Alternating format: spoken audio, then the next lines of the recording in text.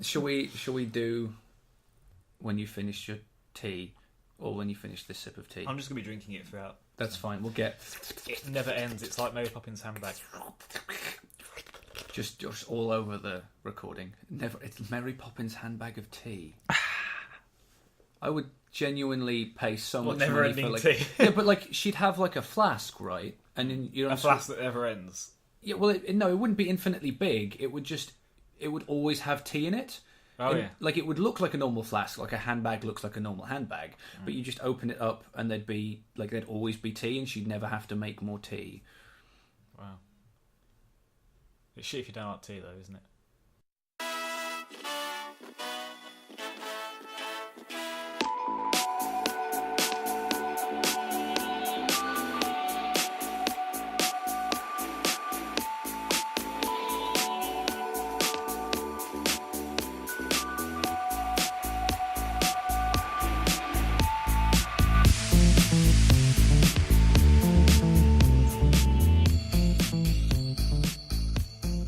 Shall we do the actual introduction now? Okay. Right. We're not going to actually record a podcast. We're just going to talk shit into a microphone. Well, people who don't like Star Wars are going to think that anyway, so... That's fair. There aren't lots of those people. No.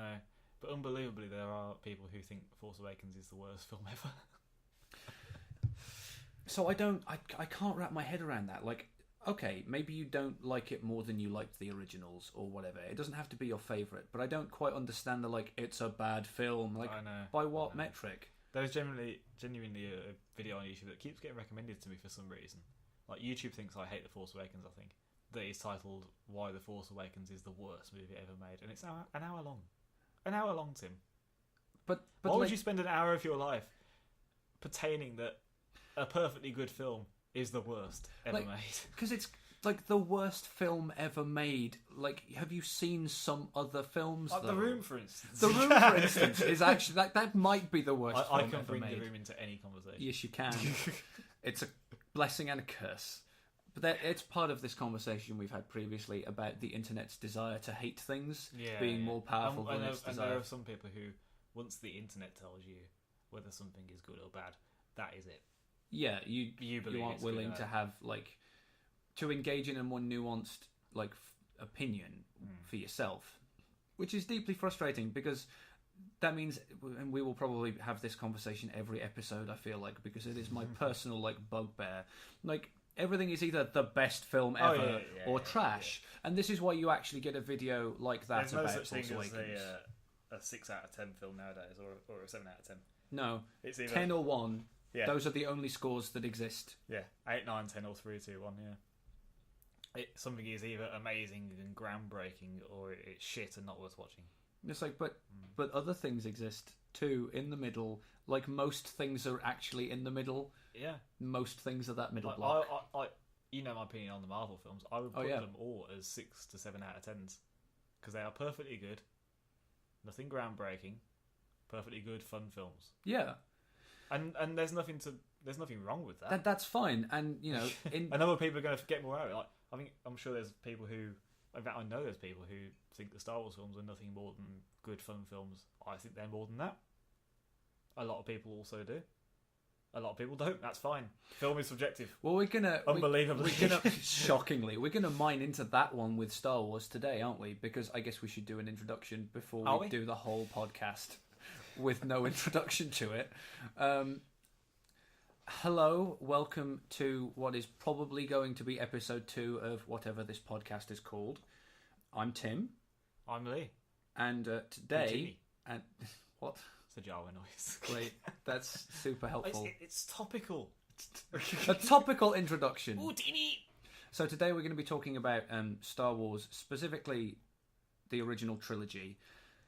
We don't know as we start recording this how long we're going to go for. There's quite likely there'll be 2 or 3 episodes made out of one extended recording session. But it's 2017 and there's a new Star Wars movie coming out in 2 months, maybe less than that, as we record this. Oh, I wish it was less. What's the date that what's the date? Is it 14th? 14th. It's the 14th. Okay. So it is slightly less than 2 months. Because we're already at the end of October. I wish it was much less than 2. Yes, I wish it was out now. I think we're both in agreement of that. So, sort of in excitement for that, we're going to start and go back right to the beginning and talk about the original trilogy. And hopefully that will be interesting. Get a very important thing out of the way. Okay. Do you call them Star Wars and then Empire Strikes Back and Return of the Jedi? Or do you call them Episode 4, 5, 6? Because it's important to him. Oh, how do I refer to them? So many people find this very important. Many people have had falling outs and vile arguments over this topic. But I use both, I think. Oh, no, you can't use both. Okay, well, then the internet is wrong. No, I genuinely have never thought about that question at all until you just asked me. Oh. So it's one of those things where, like... This podcast asks the big questions. The big questions. But this is interesting because your experience of those Star Wars films is very different to mine. Like, you grew up with them in a way that I didn't. I didn't see the original trilogy until I was 19, when you actually just handed me the box set of all of the Star Wars movies at that point and went, you should watch these. Yeah. Why haven't you watched them? Yeah. Take this home and borrow it. And then I had to go at your parents for not allowing you to watch them. They didn't not allow me. It just didn't happen. They didn't thrust them into your hands like I did. Yeah, but like my parents weren't Star Wars people. They were Star Trek people. Like I grew up on Star Trek. That's fine. As like my science fiction drug of choice. But I watched them then, and I thought they were okay. And then Force Awakens was the movie that really sort of drew me into the Star Wars universe and gave me that like door in to be a fan. So really, I only kind of properly engaged with them a couple of years ago when I was really excited about Star Wars finally for the first time in my life properly. And I went and bought the set of the originals and watched them through, and they are wonderful films. Yep. But we have very different experiences, and this question like wouldn't occur to me. Like I know Episode 4 as A New Hope. I don't like. I only recently learned that it wasn't called that to begin with, which isn't surprising when you think about it. But that's always how I've known that film, you know. So I think of them as sort of Episodes 4, 5, and 6. Partly because the first Star Wars movie I saw was Episode 1, because that came out when I was a child, and I saw that one in the cinema. I think it's a dumb question to care a lot about. Like, I agree. As long as I can communicate to you which film I mean and you understand, who gives a shit? Yeah, I agree. I've always called it. I've never just called it Star Wars. No, that seems weird to me. I've always called it A New Hope or Episode 4. Because Star Wars is now no longer just one of the episodes, it is the behemoth. Yeah, it's the title of it's the universe, the whole edifice. So you can't just call one film Star Wars because it is now a bunch of films. It's not helpful. Like if you say Star Wars, my assumption, most people's assumption, I think, is that you're talking about 7 films, umpteen billion video games and comic books and novels. Well, 8 films now because of Rogue One. Oh, 8 films. Like loads of stuff. There's loads of stuff that is Star Wars. It's a setting, a universe, a mythology. Saying I really like Star Wars and meaning only the very first film is unhelpful, actively unhelpful. And like I understand why if you were a kid when it came out, you'd latch onto that, but it's not like a useful way of communicating. It is only people over the age of 40 who care about that now, surely. Because I'm 26 and I grew up with it as Episode 4 or A New Hope and Episode 5 and 6 from then on. So, yeah. It's about useful naming conventions. Yeah. Right, it's like you need to be able to communicate effectively when you talk to your nerd friends or your non-nerd friends or whoever about like, oh, I mean this movie in particular. It's like, oh, do you like Star Wars? No one asks that question and means specifically Episode 4. They mean, do you like all of Star Wars? Well, it's like if someone came up to you and said, "Is Star Wars your favourite out of the bunch?" You'd be like, "What?" Is Star Wars your favourite? Isn't a coherent question. My immediate response would be, "You mean Episode 4?" Yeah, you'd be like, "I think I know what you mean. Let me clarify." Yeah, it's not useful. Yeah. So how old were you when you first saw Star Wars? Do you even remember? Well, I've still got them. The VHS tape. The last ones were released before the special editions came out in '97, I think it was. Okay. And I think it was 1995 when we had those. So I would have probably been 4 or 5 when I first saw them. Okay, that's Too young to really understand. yeah, what was but going on, like but young enough and old enough to enjoy them. yeah, you and might love not get them all of forever. it, but there are bits of it that you'll sort of start to latch onto, and it'll become something that you go back Yeah, to. yeah. Because that's also the age where you will watch the same thing 1,000 times in a Oh, row. Yeah. I'm trying to think about, like, I don't even remember what I was watching over and over again at that age. I was also watching Star Trek with Dad. Oh, really? He used to let me stay up and watch Star Trek with him. That hasn't really stayed with me. No. Do you remember which one, even? Maybe Do you maybe remem- Next Generation, but we did Yeah. have some of the films like Search for Spock and things Oh, like that okay. as well. So Fair enough. but I think it was the TV Yeah. series. that I would we expect watched. Next Gen would have been what would be airing. Yeah, I think then. it was around that time. It's Or interesting whatever to was see after. like which one of those stuck with you a bit more. And it's, I guess, for like a younger kid, like the fantastical thing of Star Wars, the adventure is gonna that's gonna be a bit more visceral for a younger person Well, than the slightly more cerebral Star let's get Trek. this straight. Star Wars is nowhere near science fiction. No, It's, it isn't. It's a lot of things. It's space fantasy, space western, that kind of thing. It's not science fiction. No, it's you not don't, trying you to don't be. hear engine noises in space. Like, it's not sitting there No. using science concepts to explain things or exploring science concepts to. It's just an adventure story that happens to be in space with spaceships. It's just your classic American Saturday morning serials, but in space, Exactly. like Flash Gordon, that kind of thing. It's in that lineage, and it's And also, it's proud of also it. there's influences from samurai films that George Lucas used to love all the time. And So it's, I mean, it's basically cowboys and wizards. yeah, Is basically what the setting is. I mean, if it was a serious science fiction story, you probably wouldn't have laser swords as a primary like visual conceit. It would be weird. That's not where you go. well, But none of it would be. And let's be honest, like Jedi and Sith are not science fiction either. That's they're- a vision thing more than They're like spiritual, Yeah. sort of pseudo-religious yeah. entities. When George almost tries to make it a sciencey thing by adding midichlorians later on, everyone threw their arms up about it. Because it's not what people want out of Yeah. that experience. They don't actually want science fiction. They want a fantasy experience. Even though it's. I mean, we'll get onto it when we do a prequel special. But it's not quite as it appears. Mm. It's not. It's just a different way of looking at how people measure how strong people are in the Force. It's that. But we'll do We'll it. come to that.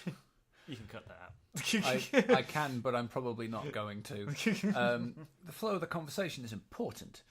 So it's not a science fiction thing. It is a fantasy thing. How does that impact the way like it interacts with like a young person? Is that one of the reasons that people love it so much? Because I think fantasy is probably a bit more accessible for like kids. Yeah. Right. It's not necessarily like Episode 4 is not a children's story. It's family It is. accessible. It is and it isn't. Like George Lucas has always maintained that Star Wars is for kids, and the themes are such in the films that they are. There's certain themes in Empire Strikes Back about not listening to your elders and things like that. How you should be respecting what they say, like with Luke going off to fight Darth Vader when Obi-Wan and Yoda are saying no, you're not ready, and he gets his hand lopped off. These are life lessons for kids growing up.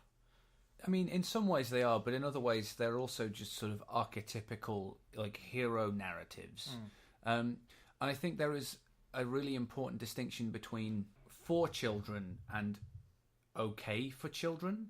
Like, I definitely feel like children, they're children not just, are welcome They're not in. just for kids. They're This is the obviously thing, they're like- family films. You know, it's okay for kids to watch them and they'll get different things out of it to the adult audience.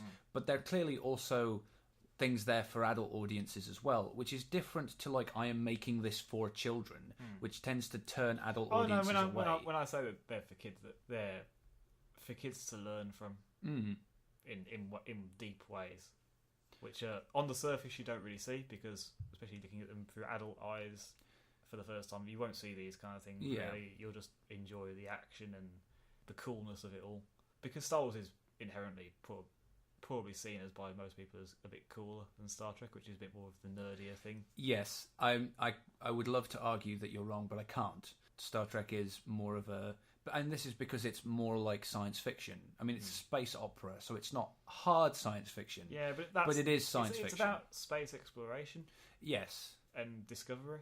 and it is more cerebral Yeah. in that way. It's a bit more talky.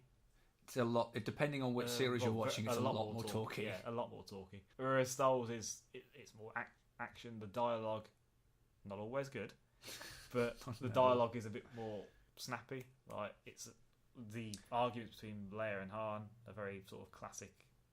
Yes, it's not 40s dialogue in a way. It's also not trying to like do philosophy in a way that Star Trek often is. Because it's not. It's a different thing. It is a completely different entity. I think there is deep stuff layered in. Oh, for sure, but it's not blatantly trying. It's to expressed do in the thematics. Star Trek is also there's a lot of social stuff, social commentaries in Star Trek, especially in recent ones as well. Yeah, I mean, Star Trek and a lot of things of that ilk will sort of discuss deep philosophical questions in the dialogue where like characters will talk about those questions. I mean, Star Wars has all of this stuff sort of baked into its themes and it's expressed in that way. And yet the actual story is a blatant social commentary. Like the Empire is Nazi Germany. Yes. There isn't a ton of subtlety. Yeah. In terms of like evil empires are bad guys, and you only have to look at the way that the logos and the imagery were designed. Especially like in Force Awakens, they did not tiptoe the fuck around that. Yeah, Hux is Hitler. They have the salute. They have bright red banners with red and white icons on them. It's not subtle, but it's effective because you recognise that from history, and it tells you exactly what you need to know about the Empire or the First Order or whichever sort of faction you are experiencing.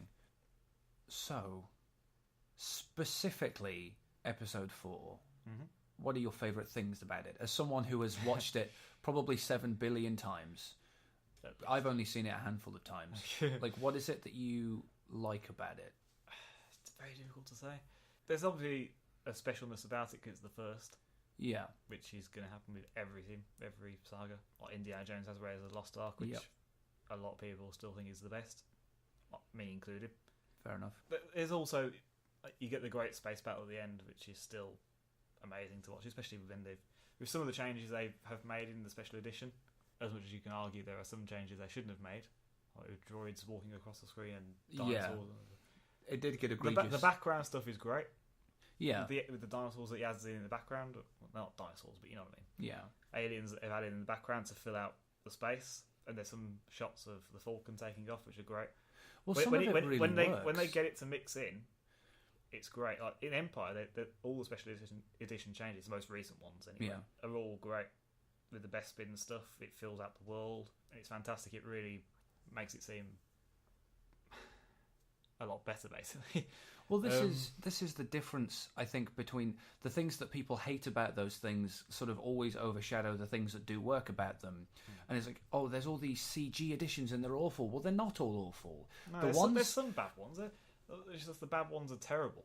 Yeah, the bad ones are awful. Like the CGI jabbering in Episode 4. Like, the scene isn't necessary.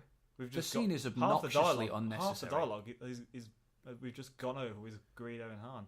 Right, and like when Han sort of steps behind him, and you get this sort of, it looks like they photoshopped him up like he's stepping over the tail, and you can see how bad that is. Yeah. Because my understanding, and you may correct me on this, is that when they shot that scene, they hadn't decided that Jabba was a big slug person. No, he was a man at first. Yeah, and then obviously Return of the Jedi happened. Yes. So it just shouldn't be there. The scene shouldn't be there. And of course, at the end of the scene, you get Boba Fett beautifully breaking the fourth wall. Right at the very end, he just goes, Oh, just right at the camera. Yeah. It's fabulous in a bad way. And there's also, in Episode 6, the song is terrible. Oh, you're not wrong. But like, what works, really works. Of course, you've also got the no, which why?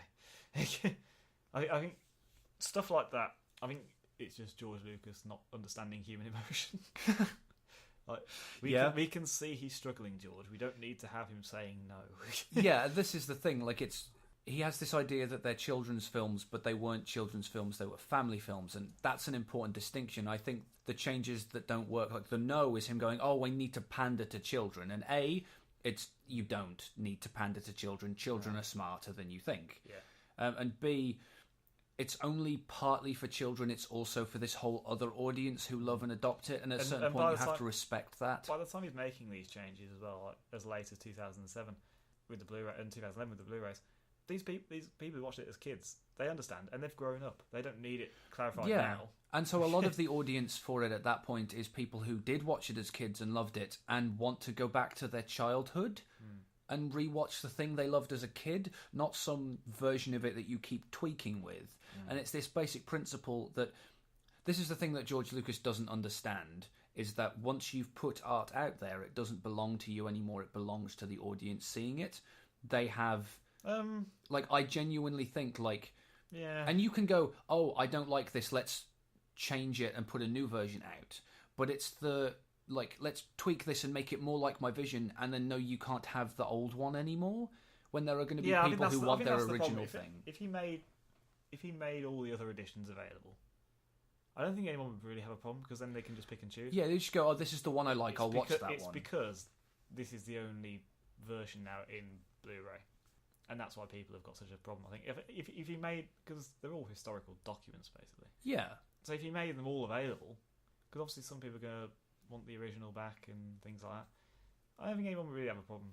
If you and also you'd make a lot of fucking money if you just sold the original print on the Blu-ray. Everyone would buy it. I for one would get all the editions just to have a look at them.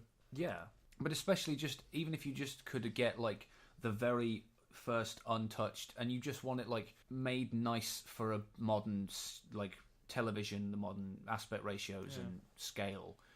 Yeah, and then it just is interesting to go back and look. I remember I was talking about the VHS tapes I used to have. When I found them ages ago. I watched episode 4, and it was pretty fascinating to see how different it was back then to how it is now, because we've all got used to the lightsaber being touched up and things like that. This is the thing that astounds me. So, I like that movie a lot, but I maybe notice its flaws a bit more because I only really saw it as an adult. Yeah. The lightsabers have been touched up and still look awful. Yeah. Especially compared to what you think of a lightsaber as looking like from other films. They are surprisingly bad. I think it goes to show that sometimes no matter how much you try and touch up something, it is what it is. Yes, and this is the principle. In the Obi-Wan Vader fight, you can still see the strobe lighting as the lightsabers clash. And there's certain frames, like at the end of a frame, you can see where Vader's got his lightsaber below the frame of the camera. You can still see the light bouncing off, because the things they were using were still projecting light, and they just can't get rid of it because it was made in 1977. Yeah, and it was not. Sometimes you can't just perfect it. And I think sometimes it's important to just be able to watch a movie made in 1977 and appreciate it for what it is and what it was at the time what it was doing technologically. I think maybe George thinks people will hold it against it if the film ages or looks dated, and sometimes people will say, "Oh, it looks a bit dated now," but I don't think anyone really holds it against it. No, you have to be able to watch a film or read a book or play a video game or engage with any piece of art knowing when it came out and understanding the context. I'm not... If I sit down and play through the original Deus Ex from 2002 on my PC, as a blunt example, it looks like shit by modern video game standards, but I don't hold it against it. I'm no, it's from 2002 or whenever it was it came out. It looks like a 2002 game. What is good is always going to be good. You can watch classic old films, like Jaws from 1975. Yeah, the shark looks like shit, but the film is still great. And I think the thing and that's not going to change. It'll look dated, sure, but that's not really a criticism. That's just a fact, really, for some things. And the thing about A New Hope is that it didn't look that impressive at the time. It didn't look bad, but you look at 2001: A Space Odyssey, which came out in the 60s, Kubrick made, and that looks better than Star Wars does. All of its science, and there are things that Star Wars was trying to do that film wasn't, but it wasn't cutting edge, groundbreaking. It's not like you make Avatar, right? And if Avatar starts to look dated in however much time until that happens, you're like, oh no, but its visual thing was a huge part of it. Star Wars isn't the first one wasn't great primarily because of how it looked. It was great because of the storytelling, because of the characters, because of I think structure of the film. The visual aspect with the model making. And Yes. what they did with that was what was groundbreaking. But like the model making is the stuff that hasn't aged, yeah, I know. right? I know. Because model making, when it's done well, doesn't. Like the final battle has been redone, and it looks a lot better than what it used to. Like in the way the models are moving. Like you can see when they're escaping Tatooine in the Falcon, and Han Solo. Like this has been parodied in the Family Guy special.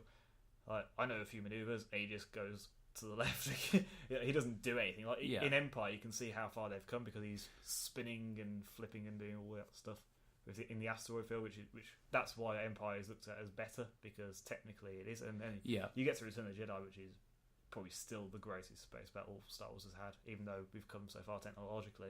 Because it's all models, and they're doing as much with models as they're doing now with the CGI. It's just incredible to look at what they're putting in the frame. And there is a thing about practical effects like model making that it's not that they're better than CGI, you just avoid having to deal with the uncanny valley in the same way. The fact that practical models are real is never going to escape your brain. Yeah. And the fact that CGI is not real is also never going to escape your brain. Like, as great as it'll look, and there's stuff in the prequels that looks incredible, but the problem is we know it's not real, and you're not going to forget that just by looking. You're going to think, wow, that was great. Yeah, and this is also going to have that in the back of your mind. It's not really there, though, is it? This is a problem with a lot of big Hollywood blockbusters now, is they're making their climaxes these CGI. big CG fests in a way where you're like, I know that I'm looking at a computer-generated model in what was otherwise a live-action film, and you can't forget it, and it looks a bit... Yeah. It's egregious and it's overshot. And it just looks like a video game climax. Yeah, even though they're very good. And the thing is now, because video games are becoming like interactive films with all cutscenes and things, they're converging towards each other in that way. So like you have something like Mass Effect, where you're playing in a trilogy of films, or in a way. Yeah. 35-hour films, but nonetheless. Yeah. And so when you watch a film and it looks like a video game, it's just not quite as good. So you've got that with the models, even though they've touched them up in later years, and that's what was really the groundbreaking thing about Star Wars, was what they did with the models that hadn't really been done before. Like, yes, Space Odyssey is a masterpiece. Absolutely. It's also difficult. Yeah, it is a difficult watch sometimes, but it's a different thing. Yeah, Star no, Wars. absolutely. I think the point that I was getting at is that like it's visual. Even at the time, like you're like, oh, it's doing this really impressively, but like the thing that made it a great film then, and that still makes it a great film, is it's the plot and the structure and the narrative that it's telling, which is the modern text of a hero's journey, right? It's like the perfect, elegant execution of that plot. It's not surprising. It is literally just every beat. You know, there is a hero. He is called and rejects the call. Then he accepts the call when an inciting incident happens and fucks up his life. He's even like a farm boy whose parents or uncle and aunt are killed. Then he goes on an adventure into another world that's different from his own, and then at the end the mentor figure dies, and then there's a final. It's just every beat of that is paced perfectly. It's like the finest example that our culture has of that story. Yeah. Function The like interesting perfect. thing is, like, of course, that is now exactly what Star Wars is. Yes. Certainly Episode 4 at least. The interesting thing is, like, there's some things about that. Like, Obi-Wan was never meant to die. Oh, really? That only got... I don't know whether that suddenly George thought, oh, the hero's journey, the mentor died.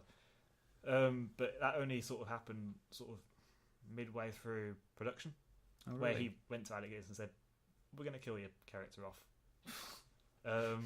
In the middle of filming. Yeah. Christ. And I think, like, the scene where they essentially say goodbye to each other when he goes off to screw up the tractor beam. That's how great Alec Guinness is. Like, I think at that point that he didn't actually know he was going to die, but he plays it as if he is saying goodbye. And when you think about how he thought this was crap. Really? He did it for a paycheck. Most of the film's budget went to Alec Guinness. Wow. And he basically, because he loved Lord of the Rings, he got talked into it by saying, your character is basically Gandalf. I mean, he's not wrong. His character is basically Gandalf. Yeah. And that's the only reason he did it, because he loved the character of Gandalf and he had a huge wad of cash for doing it. He was doing interviews saying, "Don't take this seriously. Don't expect too much." And then, of course, everyone loved it. Yeah, and So he looks a bit silly. and it became a thing. But you can also see why, like, an actor of his caliber might be like, "What am I doing?" He's an experienced actor. This is all space fantasy stuff with giant dogs. It is going to look all a bit silly. And especially at that point in history, like, people didn't take that kind of storytelling seriously. It was pulpy and dumb. You know, it was Flash Gordon's like, "Oh, it's stupid." Yeah. And so when you look at how he actually feels about the film he's making, and he still puts in the performance that he does, it shows what a great actor. No, he is. he was an incredible and an icon for a reason, and we love him even now, alas. Talking about the characters. Yeah, let's do that. Let's talk about the film. Yeah, we may as well. You've got some of the great characters of cinema. Han Solo, the coolest characters cinema has seen. Luke Skywalker, the classic hero, and really probably one of the best representations of the everyman having an incredible arc over 3 films. Yeah. To get to, like, if you watch Return of the Jedi, he's a completely different character to what he is in it. In A New Hope, he's a whiny little shit. Yes, but you need him to start constantly there. complaining about his life, and not knowing what he really wants. Like at the start of the film, he's complaining that he can't join the Imperial Academy. Then later on, he's talking about how he hates the Empire and wants to join the Rebels. He's a kid, and I think a lot of people don't like to say that Luke Skywalker is a great character because he reminds them of what they would have been as a teenager, and because generally we as adults look back on our days as teenagers and think, "Well, what a twat I was." Most people aren't proud of their teenage selves. You don't want to think that you were anything like that, so you don't want to think that you're anything like Luke Skywalker. But he is what people are. Yeah. In Empire Strikes Back, he's a bit more. He makes mistakes, but he's a bit arrogant. He's taking it seriously, but he doesn't know how much he doesn't know yet. Yeah, he's more powerful in the world, but he's still arrogant and making mistakes and rushing off too adventurous, as Yoda says. He's 21. Yeah. And then in Return of the Jedi, he's finally deciding where he wants to go in life. He's a grown-ass man. Dark side or light side. Yep. But he's a bit more mature. He's a bit more confident in himself. The way he acts with Jabba. He is competent. Yeah. You see. It's funny because like in the prequels, everyone's doing flips and finally in Return of the Jedi in Episode 6, you see Luke become a bit more like that, a bit more proficient as a Jedi. Because in Empire Strikes Back, he's very raw, but in the battle between him and Vader is an interesting film. Yeah, Lada. Vader's playing with him. He's doing it all one-handed, like one hand behind his back, just testing him because he knows Luke's no threat at that stage. Whereas Luke goes there with the intention to kill him, such as where his thought is. So his character arc throughout the 3 films is fantastic and brilliantly played by Mark Hamill. He gets a lot of shit for his acting in the first film, but it becomes clear, and there's old interviews, that because he's so into the world, that he's the perfect person to play this character because he's right into the story of it all, the silliness of it. He's a geek. Yeah, he loves that kind of thing anyway. So he gets fully it. Inhabiting. He's understanding what the story is and where his character needs to go. When you realise his choices of how he acts in the film are actual choices and not just bad acting, or it's like, oh, he's a whiny, obnoxious kid at the start because. The character's a whiny, obnoxious kid at the start. That's the arc he goes. Even just that one movie is going from being like indecisive, whiny, not really doing anything with his life to he just wants to get out. He doesn't really care how. He just wants adventure. Like you see that amazing shot of him looking at Twin Suns. Yeah. With the score. We'll get onto that because that's a conversation in itself. Like the amazing soundtrack from John Williams. But you learn a lot of what Luke Skywalker is like through Mark Hamill's choices as an actor. Yeah, like you aren't necessarily supposed to think he's the best person in the world. He's constantly asking questions. He's constantly being an annoying little shit, basically. And everyone's just sat there like, calm down, don't worry, it's not fine. Interesting if he's already an awesome hero at the start of the first film. This is the slight problem you can have with someone like Rey, for instance, who she seems a bit more complete. You've got elements of her flaws, like she's very lonely. She's a little bit impetuous at times, like when Han gives her the gun, she's like, you pull the trigger. Right. Yeah, like she's got a little bit of that. But she's Luke very Skywalker wide-eyed and, like, in some ways, she's very innocent. in the Yeah, first she one. doesn't understand the realities of the war that she's grown up hearing about. Yeah. I think is the thing. And she's similar to Luke. Like when you first meet her, she's got a old style rebel helmet on, looking at ships taking off and wishing she was Yeah. doing that. She's got that kind of longing for adventure kind of thing. But the way Mark Hamill plays it, it's very obvious of where he is, and then in the second film where he's going, and then in the third film where he It's ends like up. fuck yeah, this and this is the thing. Like with a character like Rey, we maybe won't be able to judge how good that arc is until we've had Exactly, three we've films. got to see the trilogy Yeah. play out to then because we don't, realise what choices have been made, Yeah. because they have got knowledge that we don't. we don't know what the end of that story is, where that character is supposed to be ending up, Yeah. right? Like I mean, hopefully there's- somewhere different than when they started. There's these silly things like Rey's a Mary Sue. But, like, that's not true. Rey anyway. is not more of a Mary Sue Yeah, than Luke Skywalker. You don't need to watch a trilogy to see that she's not. No. Like she doesn't do things great the first time. Like when she fires the gun for the first time, she misses. Like it's not like if she like a Mary Sue is like doing everything perfectly the first time, Yeah. always, and she doesn't. But also, like, I would love. So, the problem with like the Mary Sue argument, it is an argument people only ever make about female characters. No one ever makes. No one's I mean, ever. there is. I can't remember what it's called. Like a Gary You don't need to like. something else, but no one ever really brings it up. No, because and partly I think that's the way like a lot of people who like that argument a lot maybe are a little bit sexist. But it's like Rey and Luke are about as like as successful but also incompetent as each other, roughly. Partly because Rey's supposed to reflect Luke in that first movie. They're literally that's on purpose. Yeah. The only thing like but no one's making that comment about oh everything goes right for Luke. I'm like he's the hero, he wins. That's how heroes work. There's also he doesn't really do anything heroic until maybe not even until they're swinging across the chasm, him and Leia. Yeah. That's probably the first time he starts, and you can hear it in the soundtrack. That's probably the first time he really does anything heroic in the film, and then from then on he blows up the Death Star. Like, okay, he's the male version of the Mary Sue because he shoots the torpedoes through the hole where It's the Red Leader couldn't do it. it is not as if Rey doesn't struggle. Things do go badly she- for her. She gets captured and interrogated. When she tries to do the mind trick, it takes her 3 times to do it. Yeah, but I think people latch onto the fact that, like, for someone who is supposedly untrained, doing the mind trick at all should be impossible. And they read to this, like, this thing in that movie where the Force is more active than it was in the previous trilogy. They read it as just, oh, everything's just going right for her. She's such a Mary Sue. When it's like, actually, if you think about it, it's probably telling you something about the Force and where it's at in this movie, and maybe like hinting at where the story She's is going. clearly not just your average Jedi Exactly. or Force user. There's clearly something special about it. And I think we'll Find out some we'll, of that we'll in the next definitely film. find something. Yeah. As the films go on. But yeah, that's the original trilogy. Back to the original trilogy. So we've done Han Solo. He's like the coolest guy ever. Basically, everyone wants to be him nowadays. Like he's known as everyone's favorite character. I still think the best character is Luke Skywalker because of his arc, Yeah. the way he's played, his journey. It's his story, and we wouldn't love the films if he wasn't great to watch. And if at the end of Return of the Jedi, when I say that all episode 6, I keep calling it Return of the Jedi, don't I? Yes. I'm a hypocrite. I'm sorry. Oh, I still love But it. at the end of that, where he's giving in to his anger and hacking away at Vader, everyone's like, "No, Luke, what are you doing? No, don't do it." Like his is the arc that has meaning. If he isn't great, you don't give a shit about what any he's of the rest doing. of it. No, you're right.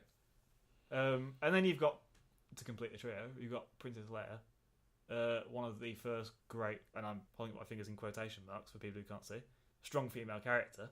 Yeah. She's probably the first.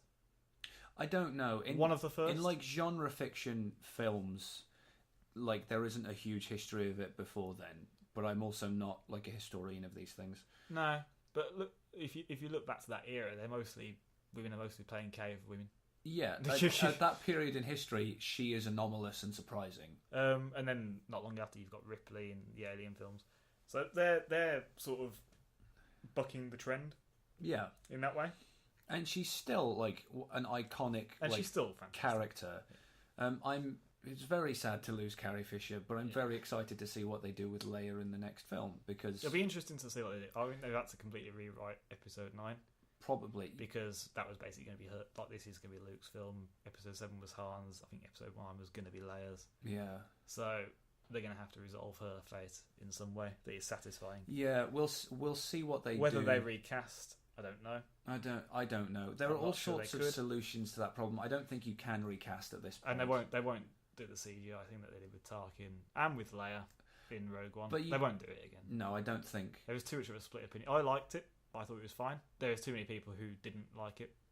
For them to confidently do it again with the Leia, and they can't base a whole film on it as well. No, I think it's the kind of thing that's okay if you want to stick a cameo moment in for an important plot reason. Yeah. But I think for me, there was too much of Tarkin for where that technology is at right now. It's like, oh, that's cool, but I'm noticing it, and it's like, and I noticed it the first time, and that was the dodgiest it looked. Yeah. The first time, then I accepted it, and I kind of stopped noticing it because I accepted it for what it was, and then just got on with watching the film. I think, but I think people just kept on thinking about it too much. It's a similar experience to like watching Episode 4 and seeing CG.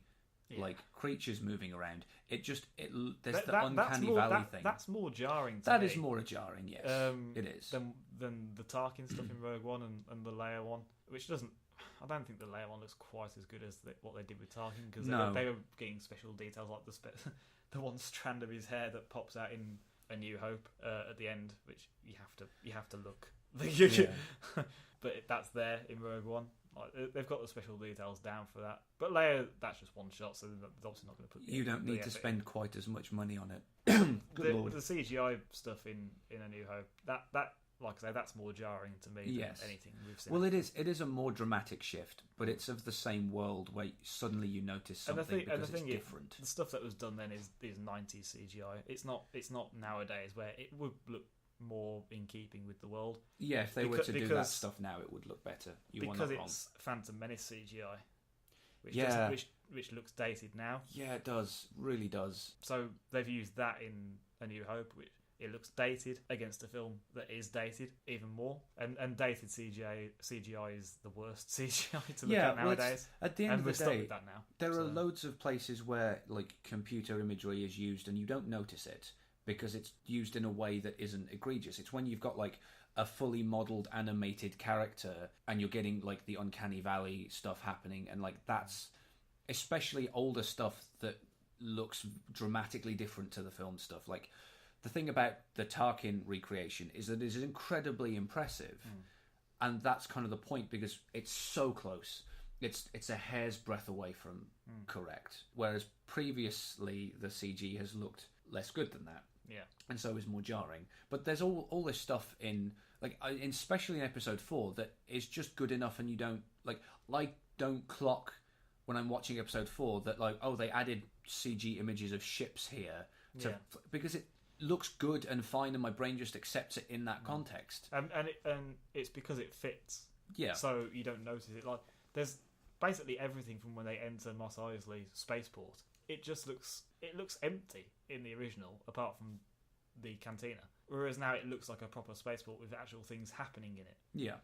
But you don't notice it because it fits well. It's when you've got droids coming across the front of the screen and aliens doing the same thing while the scene is playing out. That's where it's bad. And it's like, they've done it to try and make it look busier, because having a character walk in front of the screen makes you look like you're in a crowd. But the problem is there's a scene going on. Yeah, there's a scene going on that wasn't shot with the intention of that happening. Yeah. So it's built wrong in the shot for that to function. Yeah.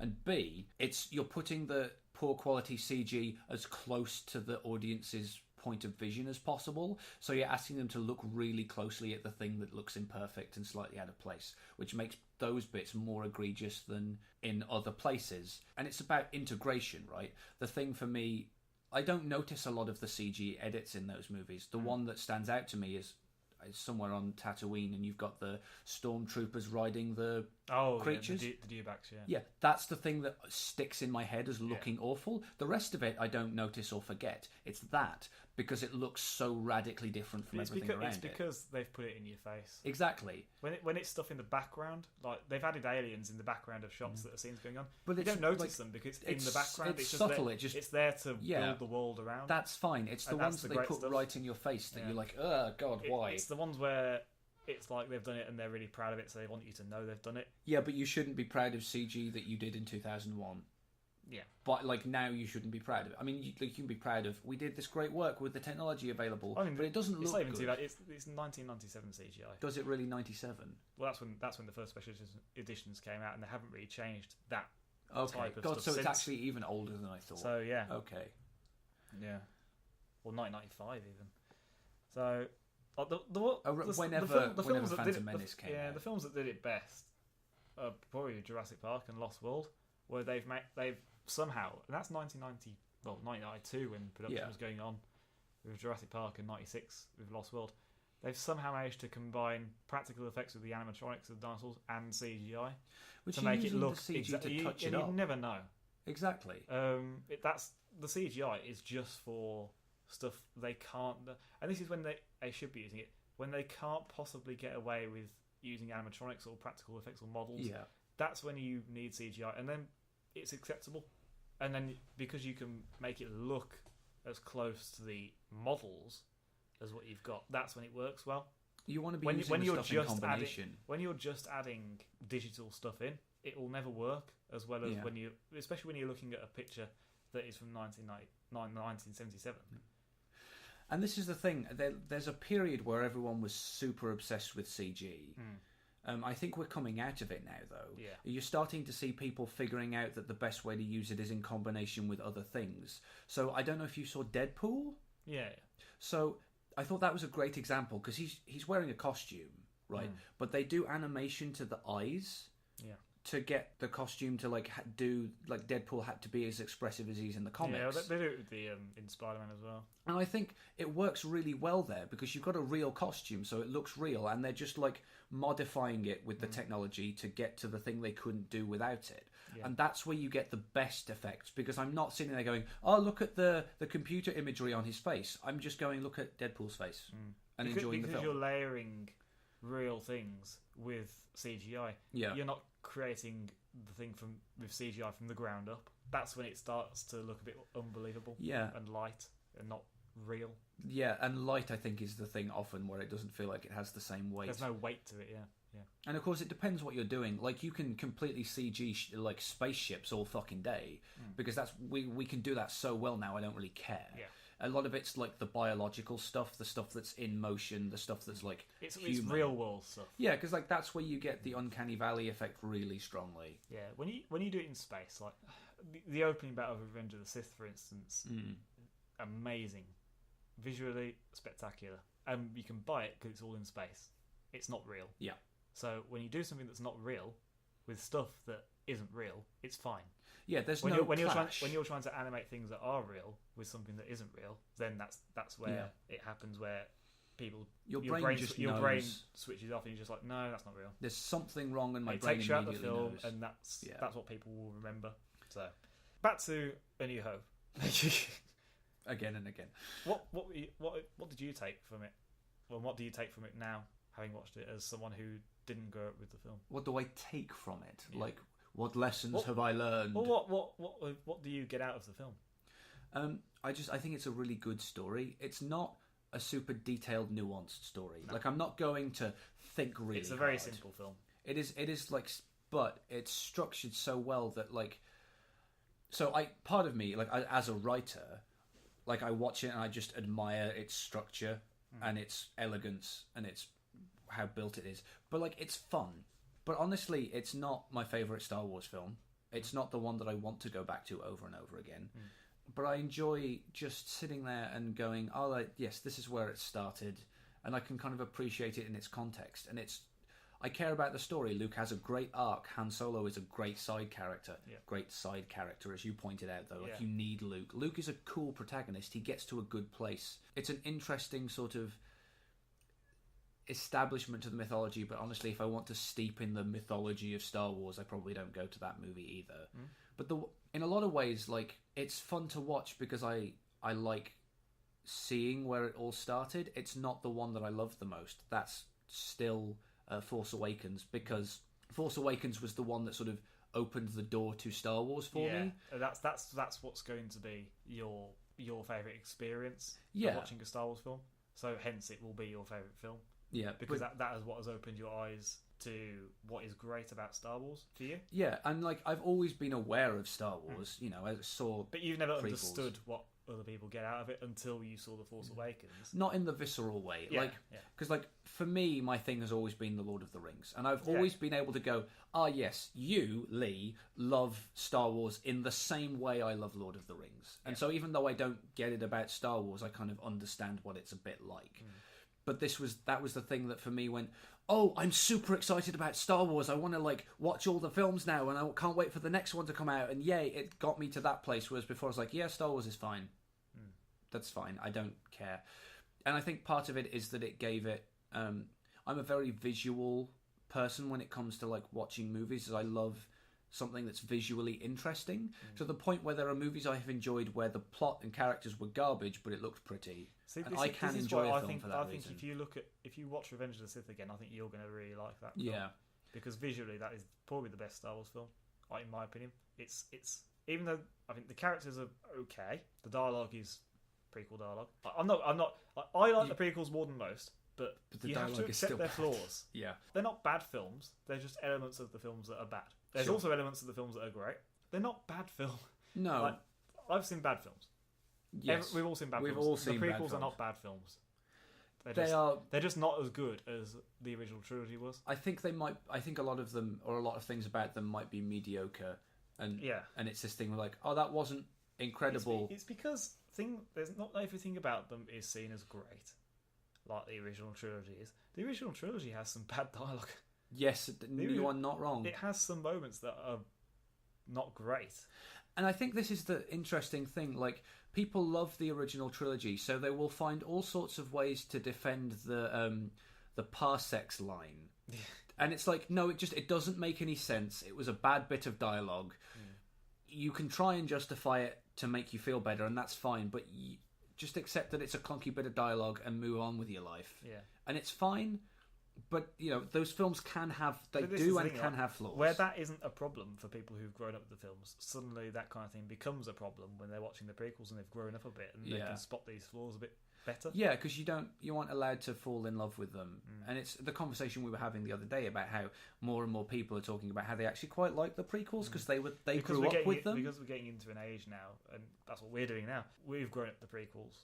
Well, you did. I did. You watch them, but you didn't really. I didn't even see all of them. I saw episode 1 in the cinema, and that was it. Until you lent me the box set when we were 19, I hadn't seen 2 or 3. Yeah. So when I've grown up with them, I've always liked them because I grew up with them, and just that's what they were, and I accepted them because I didn't have 20 years beforehand of loving the original trilogy, and that's gospel for me.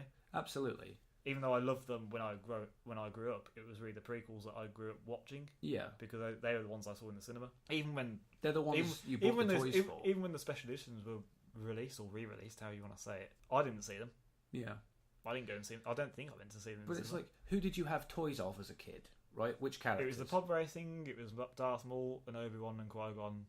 Exactly, with the set fighting in the like I had a Darth Maul figure and I had a little Jar Jar Binks head with you had that Count Dooku lightsaber, didn't you? I had I only threw it away the other year because it got dropped and smashed finally, and I kept that for years and years because it's a fucking cool design for a lightsaber, right? Like the curve with the guard, that's probably the coolest lightsaber design.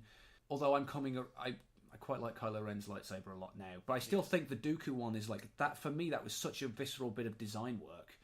I had that and I'd not seen the film it was from, right? I just thought, this is cool. Yeah. I didn't know who Count Dooku was, but it was awesome. And he's awesome. And because he's Christopher Lee. Because he's Christopher fucking Lee. Because he's Dracula. Saruman, an actual World War II spy. Do you know the story about him shooting the Lord of the Rings? Where Peter, it's the scene where Saruman meets his end, and spoiler alert, whatever. These movies have been out a while. It's your own fault. Peter Jackson gives him this bit of direction, imagine what it sounds like when someone's being like, imagine what it sounds like for a man to be stabbed in the back, and Christopher Lee just goes, I don't have to imagine that, I know. And he's just like, Wow. fucking hell, Chris. Awkward. But he lived quite a life. Yeah, of course, yeah. Brilliant man. No, but yeah, the character is wonderful because it's Christopher Lee, and how bad could it possibly be when he's there? But there were cool character designs and cool like bits of choreography, and there's a lot about them. The script isn't very good Yeah. in a lot of The places. story is fine. It's just because the original trilogy, George wrote the story and then had loads of Francis Ford Coppola, people like that collaborating. He had his wife Yeah. editing the films, which played a huge part in why they were good. And they divorced not long after the original trilogy came out, Nah, so she had no part to play in the prequels, which it's a shame. take from that what you will. But let's be honest, she was a big part, and it's been made clear afterwards. Yeah. She was a huge part of why they were good. Like she would make decisions that George didn't agree with, which turned out to be right ones. It doesn't take a genius to see where To see that George Where decisions Lucas in isn't a genius. He's Yeah. just competent. I think he's a genius in some ways, Mm. but like a lot of geniuses, he's flawed. But like, He can't. He self-admittedly can't write for shit. one of the jobs of like a director producing a film is to make sure that you've got a good team around you to build. Part of your job is building a team. So like working with, you can be a great director, but if you aren't working with a good director of photography, if you aren't working with good actors, if you aren't working with good production team, good set designers, good prop designers, like all of these people have to be working well. A great director cannot make a brilliant film with a shit script. Yeah. Right? As we learned from the Assassin's Creed film, where like the director's brilliant, but whoever edited it was incompetent, and the script was shocking. Look at the great Ridley Scott films. Yeah. Like, the man is like Lucas. He's only as good as his script. The Martian, really good script. Yeah, Martian is brilliant. So great film. Alien, brilliant script, great film. Blade Runner, Yeah. it's flawed but brilliant. Some people love Gladiator. Yeah, I quite like Gladiator. It's the same thing. You can only do what the script allows you, and especially for if you're that kind of director who doesn't want to get too involved with actors. Ridley Scott, George Lucas, very similar thing. Yeah, and Ridley Scott's just his body of work is greater than George Lucas's. yes, George Lucas is known pretty much for Star Wars and for founding a company that did other things. And there was American Graffiti, which did very well, which is Yeah. kind of why Star Wars got made, but people don't really know about it too much. Yeah, And he's also got some independent stuff because that's the guy. That's how he wanted to be. Yeah. It's just ironic that Star Wars Lucasfilm became the behemoth that he never wanted it to be. yeah, and then like Lucas Arts became this huge thing, which was like defining for like the adventure game genre in like the 80s and 90s. Yeah. So like he spawned this big entity that has become much bigger than he himself as a person, and has reached into all these places and had all these different impacts. And now he's eventually ended up selling it off to Disney. Yeah, and honestly, like that's not terribly surprising. No, Looking the at stuff the they're arc putting history. out, the expanded. Well, you can't really say expanded universe stuff now, but the canon stuff is great. I enjoy it. Right, like it really adds to the films. I'm glad that Disney own it, because we got my favourite Star Wars film out of that, and we're going to keep getting hopefully good work. You know. Yeah. So I think to come back round to that question you asked, the most that I get out of episode 4 is going back and enjoying. Oh yeah, this is where it began. Yeah. But it stands alone very well. I think is the it other has a thing. lot. It has a lot to do because this is a very new. If you look back at when it came out, this is very new stuff. Yeah. This is stuff that you've never seen before, really. Like droids opening a film with C-3PO and R2-D2. They're like for the first 15 minutes, they are the people you're following. Like you don't meet Luke until nearly 20 minutes into the film, and he's our protagonist. That's actually longer than you would think. Yep, it's like the first. You might say the first 45 minutes of the film are pretty slow. It's all story building stuff with meeting Luke, then meeting Obi-Wan, and then finally his aunt and uncle get burnt to a crisp. So he has to go, and then the story really kicks off. Where you go to Mos Eisley, you meet Han, you escape, and then you end up at the Death Star.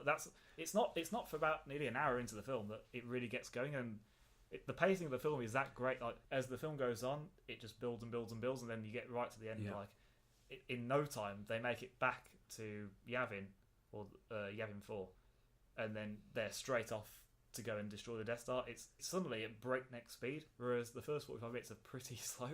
It's just brilliantly paced in that way. This is one of the reasons I like it a lot, and one of the reasons I get frustrated with a lot of modern cinema is modern cinema isn't allowed to pace itself like that. Yeah. It's got to be much faster, You and never- I feel you never- like you never everything's see at anything like 1,000 miles an nowadays. hour. Oh, you wouldn't? No, you couldn't make Well, this is the thing. You can. It just will sell like shit. Yeah. Right. No one will see it. Like, I don't want to spoil it either for the podcast or for you having not quite seen it yet. But like, the new Blade Runner film is paced like it should be. It's 2 hours and 40 minutes. It's sort of slow. It lets you steep in it. I love it. Critics love it. It's a brilliant film. But it's not doing well.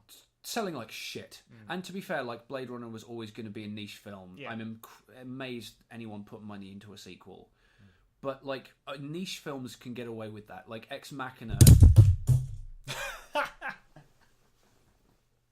So for those of you listening at home, Lee's pop filter just fell off of the microphone. You've got a ghost. Well, clearly I we've got a didn't touch ghost. So that probably does wrap up most of what we've got to say about A New Hope. We are going to take a break right now. Join us next time for part 2, when we're going to talk about more Star Wars things and about Episode 5. Our theme song is produced by Broke for Free. You can find it at the link in the show notes wherever you found this episode.